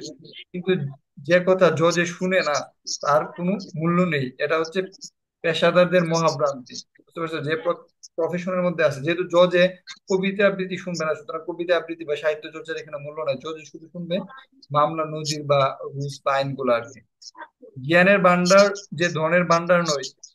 ঠিক আছে? এ এ সত্য তো প্রত্যক্ষ, মানে এটা বুঝাইতে যেতেছে যে আমি যে জ্ঞানী হইলে যে আমি মানে বড় লোক হয়ে যাবো ব্যাপারটা এটা না। কারণ হচ্ছে কি আমি অনেক কিছু পড়াশোনা করে জ্ঞানী হইতে পারি, কিন্তু এই জ্ঞানটা তো আমি যে ফিল্ডে আছি এই ফিল্ডে নাও হইতে পারে। এই জন্য বলতেছে জ্ঞানের ভান্ডার যে ধনের ভান্ডার নয় সে তো প্রত্যক্ষ। তো এটার ব্যাখ্যাটা আসবে এরকম আর কি। যারা হাজার হাজার ল রিপোর্ট পড়েন আর কি, যারা নাকি আইনজীবীদেরকে নিয়ে উদ্দেশ্য করে বলতেছেন আর কি, এদেরকে দিয়ে ব্যাখ্যাটা করতে হবে। কিন্তু সমান না হলেও সমান, এই জায়গাতে আবার কন্ট্রাডিকশন আছে। কিন্তু কিন্তু দিয়ে কি আগে যে কথাগুলো বলছে এগুলো পচাই ফেলছে। কোন জায়গাতে কিন্তু ভেবে যখন ইংলিশে যখন পড়বা তখন আমি দেখবো কোন জায়গায় পাঠ বা হাওয়া বের পাইছি, মানে আগের সব কথা বাদ, মানে আগে যা বলছে এগুলো সব বাদ দিয়ে বলতে সমান পার্থক্য না হলেও, হ্যাঁ, সমান সত্য যে, ঠিক আছে, সমান পার্থক্য বলতে এটা বুঝাইতে যেতেছে আর কি যে আমি কবিতা আবৃত্তি করলে তো কোনো টাকা পাবো না। কিন্তু সমান পার্থক্য না হলেও সমান সত্য যে এ যুগে যে জাতির জ্ঞানের ভান্ডার শূন্য সে জাতি ধনের বারেও ভাবানে। এই কথাটা সত্য যে যে ব্যক্তি জ্ঞানের ভান্ডার শূন্য, যেমন আমাদের জ্ঞানের ভান্ডার এমনিকার তুলনায় কম, সুতরাং আমরা কি তাদের চেয়ে কি ধনের বারেও কি ভাবানে আমাদের, সরি, ভবানী, ভবানী শব্দের অর্থ হচ্ছে খালি। যাদের জ্ঞান নাই তাদের কি ধনও নাই, এই কথাটা কি সত্য ঠিক কিনা? মানে যাদের জ্ঞান নাই তাদের কি নাই, অর্থ নাই। ওই এই জায়গাটা তুই আমরা বলতেছিলাম আর কি যে জ্ঞানের সাথে অর্থের একটা সম্পর্ক আছে। কেন? এখানে তুমি ওই শব্দগুলো ইউজ করতে পারো যেটা education is the light that enlightened our soul. Education is the backbone of a nation, এই লাইনগুলো এখানে উত্থাপন করে বুঝাইতে পারবে যে একটা জ্ঞানী, হুম, যে জাতি জ্ঞানের ভান্ডার শূন্য, ঠিক আছে, তাদের, সে জাতির ধনের ভারেও কি তাদের ধনও নাই, তারা তত উন্নত না, তারা পিছনে পড়ে গেছে। তারপর যে জাতি মনে বড় নয়, খেয়াল করো এটা খুব গুরুত্বপূর্ণ, যে জাতি মনে বড় নয়, যাদের মন মানসিকতা উন্নত নয়, সে জাতি জ্ঞানেও বড় নয়। কেননা ধনের সৃষ্টি হয় জ্ঞানের সাপেক্ষে, আর তেমনি জ্ঞানের সৃষ্টি ও মন সাপেক্ষে মানুষের মনকে সরল সজাগ, সরল সচল সরাগ ও সমৃদ্ধ করার জন্য আজকের দিনে সাহিত্যের উপর ন্যস্ত হয়ে রয়েছে। যে সাহিত্য চর্চার গুরুত্ব, যেটি আমি শুরুতে বই পড়ার গুরুত্ব হিসেবে বলছিলাম, বই পড়ার জায়গায় যা সাহিত্য শব্দটা বলবো আর কি। মানুষের মনকে বিশুদ্ধ করতে হলে সাহিত্য মনের আয়না স্বরূপ, দর্পণ স্বরূপ। বুঝতে পারতেছো? তো এই লাইনগুলো দিয়ে দিয়ে এই লাইনগুলো ব্যাখ্যা করতে হবে। কেননা মানুষের দর্শন, বিজ্ঞান, ধর্মনীতি, আবেগ, অনুভূতি, হুম, তার অন্তরের স্বপ্ন ও সত্য কেবল সমবায় সাহিত্যে জন্ম। অপরাধের শাস্তির ভিতর যা আছে সেসব মনের ভগ্নাংশ। তুমি যদি আইন আইন পড়ো, আইন বিভাগ পড়ো, তাহলে মনের ভগ্নাংশ পাবে, শুধুমাত্র একটা আইন সম্পর্কে জানতে পারবে। তুমি যদি ইঞ্জিনিয়ারিং পড়ো, ইঞ্জিনিয়ারিং সম্পর্কে জানতে পারবা বা কোনো, কিন্তু সাহিত্য পড়লে কি হইব, সাহিত্যের মধ্যে পুরো মনের সাক্ষাৎটা পাওয়া যাবে আর কি। এটা জীবনের বাস্তব অভিজ্ঞতা তুমি সাহিত্যের মধ্যে পাইবা। যেমন অন্য যে কোনো একটা স্পেসিফিক সাবজেক্ট পড়লে আর কি, অন্য যে জ্ঞানগুলো আছে বা অন্য যে মানে স্পেসিফিক ফিল্ড গুলো আছে সেখানে একটা কেবল একটা মনের ভগ্নাংশ নিয়ে নিয়ে আলোচনা হয়েছে, সম্পূর্ণ কিছুটা সেটা পাওয়া যায় না আর কি। তো সাহিত্যের মধ্যে তুমি সেই সম্পূর্ণ জিনিসটা পাইবা।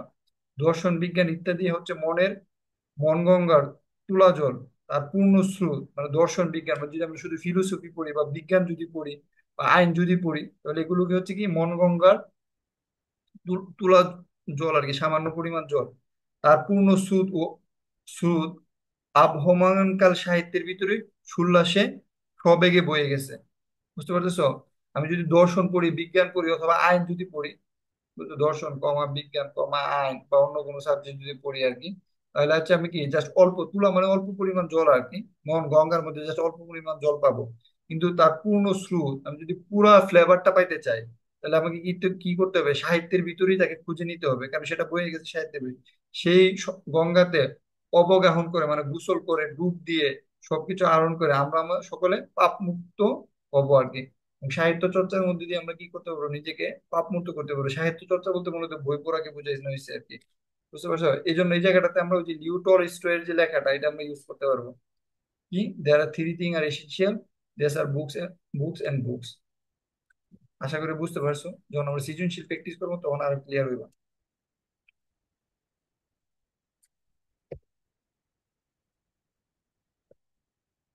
হ্যাঁ, দেখো এখানে একটা জিনিস বলছে আর কি, এত দাঁড়ালো এই যে আমাদেরকে বই পড়তে হবে, কেননা বই পড়া ছাড়া সাহিত্য চর্চার কোনো উপায় নেই। স্বাভাবিক সাহিত্য চর্চার সাথে বই পড়া একদম কানেক্টেড। ধর্ম চর্চা চাই কি মন্দিরের ধর্মচর হম হম ধর্মের চর্চা চাই কি মন্দিরের চর্চা বাইরে করা চলে, ধর্মের চর্চা গুহায়, নীতির চর্চা ঘরে, বিজ্ঞানের চর্চা জাদুঘরে।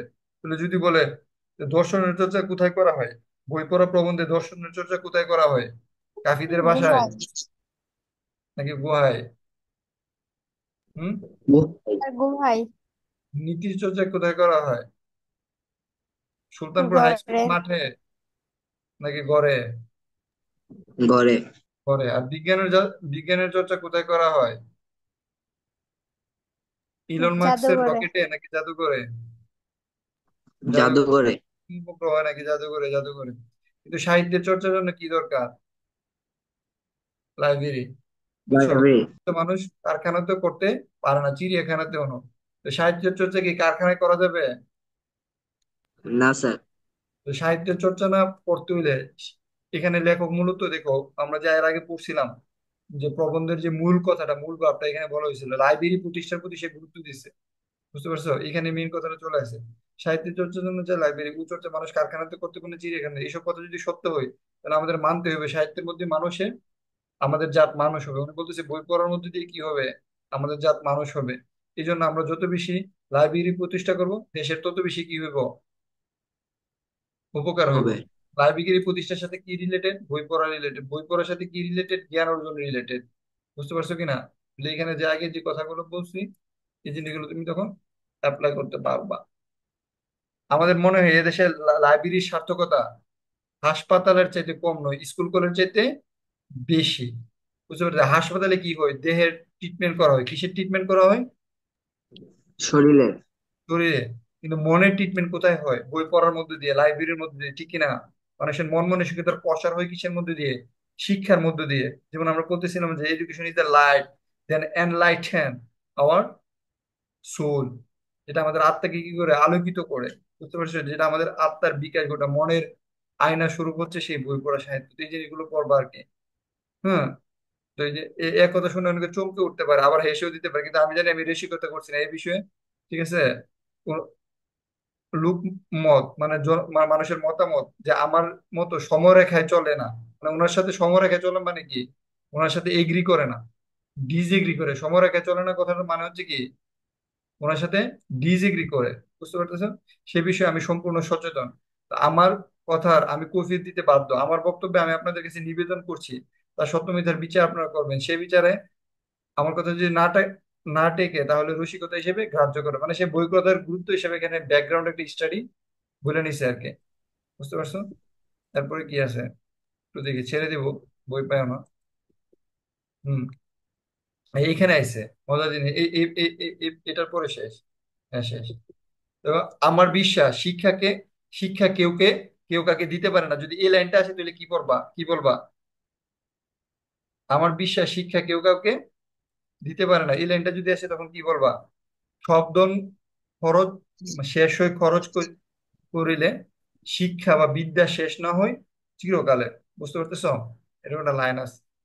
এটা মনে হয় কে জানে বলছিল, আমি নিজেই বুঝছিলাম। হ্যাঁ হ্যাঁ, থ্যাংক ইউ কাফি।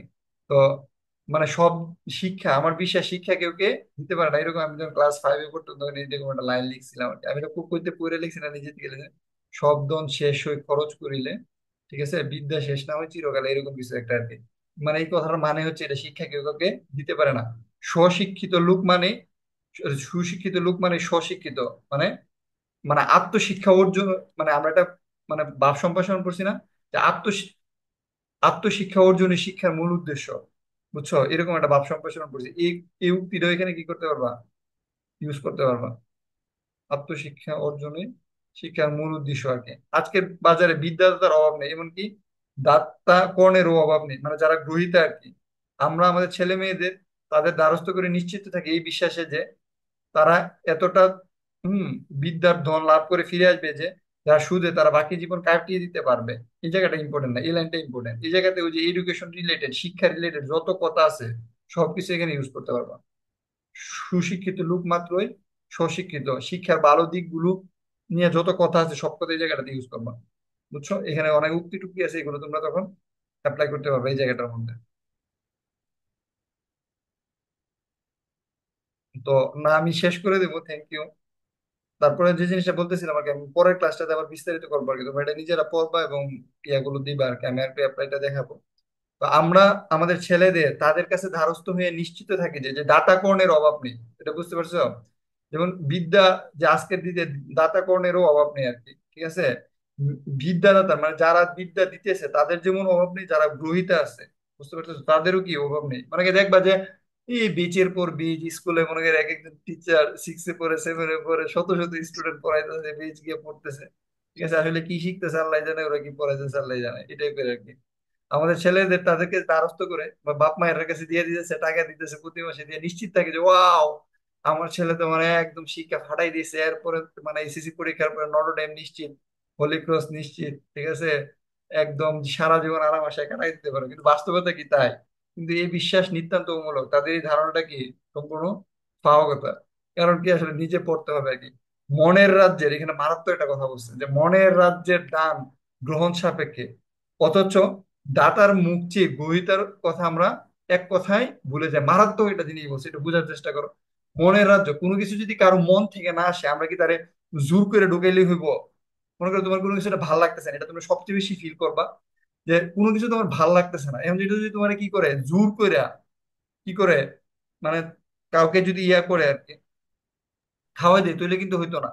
যেমন বাচ্চারা অনেক সময় খাইতে চায় না, এখন ওই বাচ্চাটাকে যদি জোর করে যদি দেখবে খাওয়াইতে যায়, তখন দেখবে এই বাচ্চাটা কি করে যেন বমি করে এবং সে মৃত্যুর দিকে চলে যায় কিন্তু। বুঝতে পারছো? তো মন রাজ্যের যে বিষয়টা, আমি কি করলে স্যাটিসফাইড থাকবো, কি করলে আমার মধ্যে মেন্টাল স্যাটিসফ্যাকশনটা থাকবে, এটা কিন্তু টোটালি এটা মানে আমি নিজে থেকে মন রাজ্যের দানও কি গ্রহণ সাপেক্ষে আমি এটা মানে মানে আনন্দের সহিত গ্রহণ করতে পারতেছি কিনা। হ্যাঁ, তো যদি স্টুডেন্ট সেই জিনিসটা আনন্দের সহিত গ্রহণ করতে না পারে, আর যিনি দাতা আছেন উনি ওই বাচ্চারা যেভাবে আরেক ডুব খাও আরেক ডুব খাও, তো মনে করো যে খাওয়ানোর মধ্যে জন্য ইয়া হয়ে যায়। হ্যাঁ, তখন তো ওই যে বাচ্চা একটা মানে বাচ্চার মৃত মুখ দেখতে হবে। মা যদি এই শিশু বাচ্চাকে এইভাবে ফিটার খাওয়াইতে থাকে আর কি। বুঝতে পারতেছো? তো এইভাবে ওই বাচ্চাদেরকে যখন আমরা জোরপূর্বক বা যে কোনো একটা মানুষকে যদি জোরপূর্বক কোনো কিছু কি করো, মানে যে গ্রহিতা আছে আর কি, হ্যাঁ, তার কথা যদি মানে তাকে যদি জোরপূর্বক কোনো কিছু দিতে থাকো, তাহলে কি হইব? হ্যাঁ, তাহলে সে একটা সময় পরে কি এটা উল্টা রিয়েকশন করে অনেক বড় ধরনের অ্যাক্সিডেন্ট ঘটায়। আমাদের এটাই হয়ে গেছে, মন রাজ্যের দান হচ্ছে গ্রহণ সাপেক্ষে, অথচ আমরা দাতার মুখ চেয়ে যিনি দিতেছেন, উনি বুঝে মন খারাপ করতে পারে, সিচুয়েশনটা বুঝে নেগেটিভ করতে পারে, এটার কথা চিন্তা করে আমরা গ্রহিতার কথাটা কি, যিনি গ্রহিতা আছেন, যে জিনিসটা অ্যাকসেপ্ট করে নিতেছে, তার কথাটা ভুলে যায়, মানে তার উপর জোরপূর্বক চাপাই দেয়। যেমন আমার এক আত্মীয় আছে, উনি ল পড়তে চায় না, তাকে জোরপূর্বক ব্যারিস্টার বানাই দিছে। ব্যারিস্টার আইন প্রফেশনে একটু চালাক চতুর হতে লাগে। ঠিক আছে, না হলে আসলে পারা যায় না, তো সে ওই লেভেলের চালাক চতুর না। ঠিক আছে, বা সে ওইরকম মানে মানুষকে এইভাবে ইয়া করে টাকা ইনকাম করতে পারে না। আলটিমেটলি দেখা গেছে কি এই প্রফেশন আসলে তার কাছে ভালো লাগে না, এবং সে এই প্রফেশনে খুবই ডিপ্রেশন এবং হতাশে লাইফ কাটাইতেছে। বা এটা মেডিকেল প্রফেশন, অনেকে ছোটবেলা থেকে ইচ্ছা নেই ডাক্তার, বা জোর পূর্বক ডাক্তার বানিয়ে দিয়েছে, তার কাছে এই জিনিসটা ভালো লাগে না। এই জন্য আমাদের গ্রহিতার কথাটা বুঝতে হবে, সে আনন্দের সহিত সে গ্রহণ করতে পারছে না, তার মন রাজ্যের বিকাশের জন্য সে এটা গ্রহণ করতে পারতেছে কিনা, এই জিনিসটা খুবই ইম্পর্টেন্ট আর কি। বুঝতে পারতেছো? তো এই জায়গাটাতেও তোমরা একটা কোটেশন ইউজ করতে পারবা আর কি। আমি কোটেশনটা ভুলে গেছি, পরে যদি কখনো মনে হয় তোমাদেরকে আমি শেয়ার করবো আর কি, মানে মনের সাথে আর কি কোটেশন আর কি। এ সত্য ভুলে না গেলে আমরা বুঝতাম যে শিক্ষকের সার্থকতা শিক্ষা দান করাই নয়, ছাত্রকে তা অর্জন করাইতে সক্ষম করানো। বুঝতে পারছো? আমি যেটা পড়াইতেছি এটা যদি তুমি শিখতে পারো, ঠিক আছে, তুমি এটা অ্যাপ্লাই করতে পারো, এটা ফিজিক্স হোক, ফিজিক্সে যেগুলো আমি পড়াইতেছি তুমি যদি বুঝতে পারো, তুমি যদি সেটা মানে ভিতরে নিতে পারো। সাপোজ তুমি একটা সূত্র আর কি, যেমন আমরা আজকে শিখলাম না যে কি শিখলাম, যে S is equal to UT plus half AT square. ঠিক আছে, তো এই ইউ দিয়ে কি বুঝাইছে, এস দিয়ে কি বুঝাইছে অতিক্রান্ত দূরত্ব, ইউ দিয়ে বুঝাইছে আদি বেগ, টি দিয়ে সময়, এ দিয়ে হাফ এটি স্কোয়ার। তো এটা কিভাবে আসছে, এ দিয়ে ত্বরণ বুঝাইছে, এটা যদি তুমি বুঝতে পারছো, তুমি যেটা অর্জন করতে পারছো, এটাই সার্থকতা। এখন তুমি যদি না বুঝো এস কি, তুমি যদি না বুঝো ইউ কি, টি মানে কি সময়, এটা যদি না বুঝো, এ মানে কি এটা যদি না বুঝো, তাহলে বুঝাইতে হবে, আমি তোমার বুঝাইতে পারি না, আমার ব্যর্থতা। হুম। শিক্ষক ছাত্রকে শিক্ষার পথ দেখিয়ে দিতে পারেন, তার মধ্যে কৌতূহলকে উদ্যোগ করতে পারেন, তার বুদ্ধিবৃত্তিকে জাগ্রত করতে পারেন, তার মনোরঞ্জে এর ঐশ্বর্যের সন্ধান দিতে পারেন, তার পিপাসু পাকে জ্বলন্ত করতে পারেন। এর বেশি কিছু করতে পারেন না। যিনি যথার্থ গুরু, তিনি শিষ্যের আত্মাকে উদ্বেলিত করেন এবং তার মধ্যে অন্তর্নিহিত সকল প্রচ্ছন্ন শক্তিকে মুক্ত ও ব্যক্ত করে তোলেন। এখানে শিক্ষককে নিয়ে লেখা আছে। বুঝতে পারতেছো? মারাত্মক জিনিস, মানে শিক্ষকদেরকে নিয়ে যে পজিটিভ যদি কোনো প্যারাগ্রাফ থাকে আর কি, বুঝছো, বা শিক্ষকদের নিয়ে যে প্রবন্ধ আছে, ওই প্রবন্ধ থেকে যদি কোনো উক্তি থাকে, এটা তুমি এখানে অ্যাপ্লাই করতে পারবা। আর শিক্ষা রিলেটেড যেগুলো আছে আর কি, এই জিনিসগুলো এখানে তুমি অ্যাপ্লাই করতে পারবা আর কি। সেই শক্তির বলে সে নিজের মনকে গড়ে তোলে, নিজের অভিমত বিদ্যা নিজে অর্জন করে বিদ্যা সাধনা শিষ্য নিজেই করতে হয়, গুরু উত্তর সাধক মাত্র। এই জিনিসটা মারাত্মক একটা পয়েন্ট। বিদ্যা সাধনাটা আছে না, শিষ্যকে নিজেই করতে হয়। এটা কিন্তু আসলে কি জানো না, আমি তোমাকে উত্তর সাধক হিসেবে পড়াইতে পারবো, আমি তোমাকে প্যাটার্নটা ধরাই দিতে পারবো যে এটা এমনি করতে হবে, এটা এমনি করতে হবে, এটা এইভাবে করতে হবে, এটা এইভাবে করতে হবে।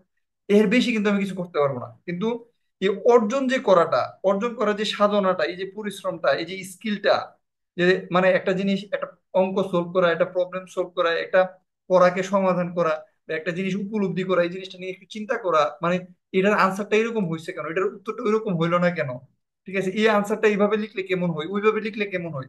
এই যে একটা প্র্যাকটিসের মাধ্যমে নিজেকে যে তৈরি করে তোলা, হ্যাঁ, এই জিনিসটা কিন্তু স্টুডেন্ট নিজেরই করতে হয়।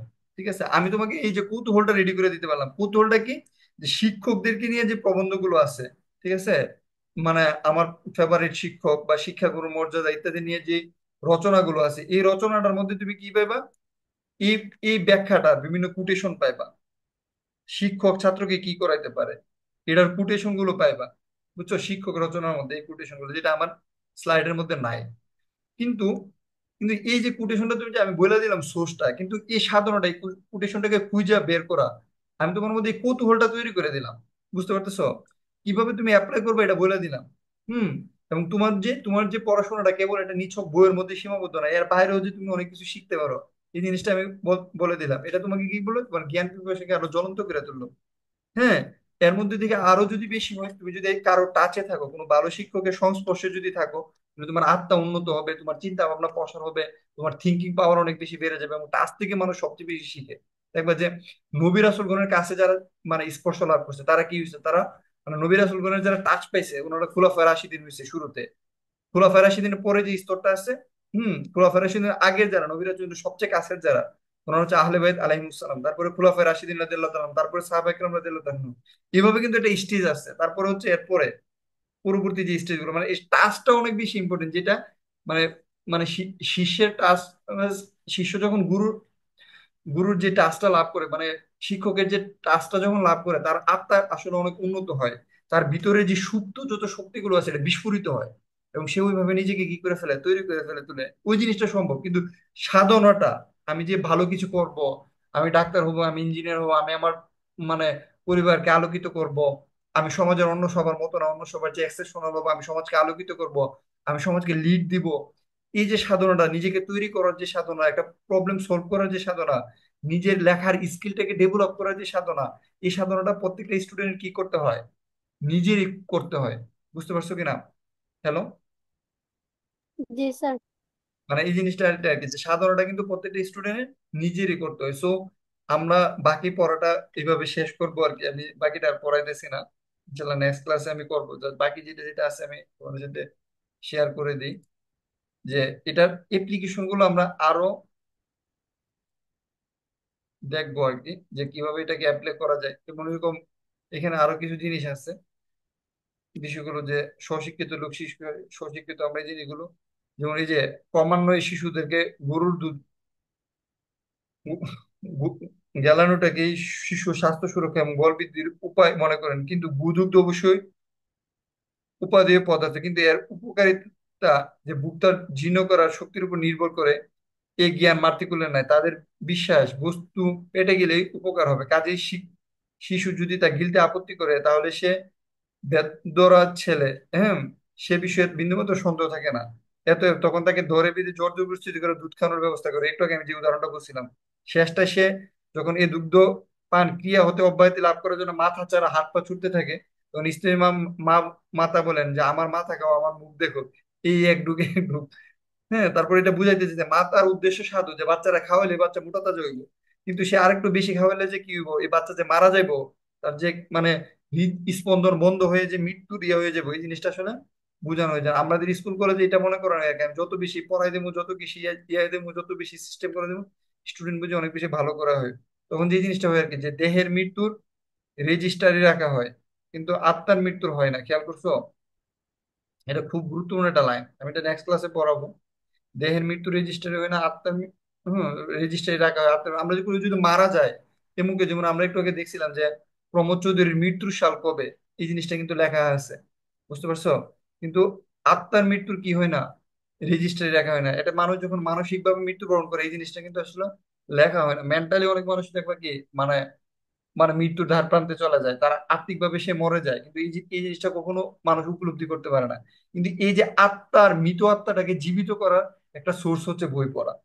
ঠিক আছে, তো এই জিনিসটা নিয়ে আমরা নেক্সট পড়াশোনা করব। বাট এইভাবে তোমরা হচ্ছে, মানে আমার পড়ার জন্য আসলে তোমরা বসে, মানে পড়ানো, আমি কখন পড়াবো কখন ক্লাস নিবো এটার জন্য বসে না থেকে তোমরা নিজেরাই অনেক কিছু প্র্যাকটিস করবা, করে হচ্ছে বাকি জিনিসটা আশা করি কভার করে ফেলবা।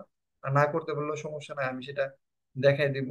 তারপরে এখানে আরো কিছু জিনিস আছে, যে লাইব্রেরিকে কেন হাসপাতালের উপরে স্থান দিছে, কি জন্য এটা দেওয়া হয়েছে, কাব্যমৃত্যু আমাদের কেন অরুচি ধরছে, এগুলো নিয়ে বলতে আর কি।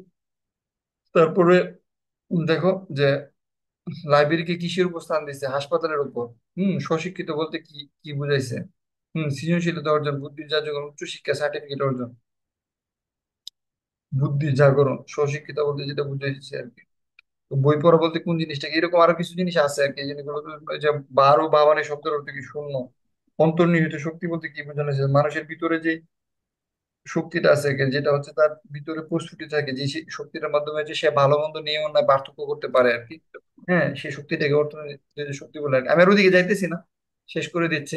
মানে এইভাবে তোমরা হচ্ছে প্রতিটা চ্যাপ্টারকে লাইন বাই লাইন, মানে আমি তো অনেক সময় নিয়ে ইয়ে করছি, যে প্রতিটা চ্যাপ্টারকে তোমরা লাইন বাই লাইন পড়ার চেষ্টা করবা, দেখবা যে বাংলাতে অনেক ভালো করতে পারতেছো। পড়াটা নিছক পড়া হিসেবে থাকবে না, এবং তোমার মানে ইয়াটা আরো বেশি ডেভেলপ হবে আর কি। এই চ্যাপ্টারের উপর আমি আরো, তোমার হচ্ছে আরো 2টা ক্লাস নিবো মিনিমাম আর কি, নিয়ে তারপরে এটা পরীক্ষা নেব। ঠিক আছে তাহলে, কারো কি কোনো কোশ্চেন আছে? না না স্যার। স্যার। আচ্ছা, না ভাইয়া। ধন্যবাদ অনেক কষ্ট করে থাকার জন্য। সবাইকে থ্যাংক ইউ সো মাচ। আর আমাদের হচ্ছে 5 তারিখ ক্লাস শুরু হবে আর কি। ঠিক আছে, আর ঈদের আগে যারা এখানে আসো আর কি, মানে আমার কাছাকাছি যারা আসো, ঠিক আছে, এদের এটা নোটিশ আমি দিব মাঝখান দিয়ে ঈদের পরে আর কি। তোমরা খেয়াল রেখো যে আমি কোনো একটা নোটিশ দিতেছি আর কি, তোমাদের সাথে কিছু একটা। বুঝছে, আমার সাথে দেখা করা টাইপের আর কি, তোমার সাথে বসে একটা গল্প টল্প এরকম কিছু একটা হতে পারে। ঠিক আছে, বেস্ট অফ লাক সবাইকে, অগ্রিম ঈদ মুবারক। যেমন, আসসালামু আলাইকুম ভাইয়া। ওয়ালাইকুম আসসালাম। স্যার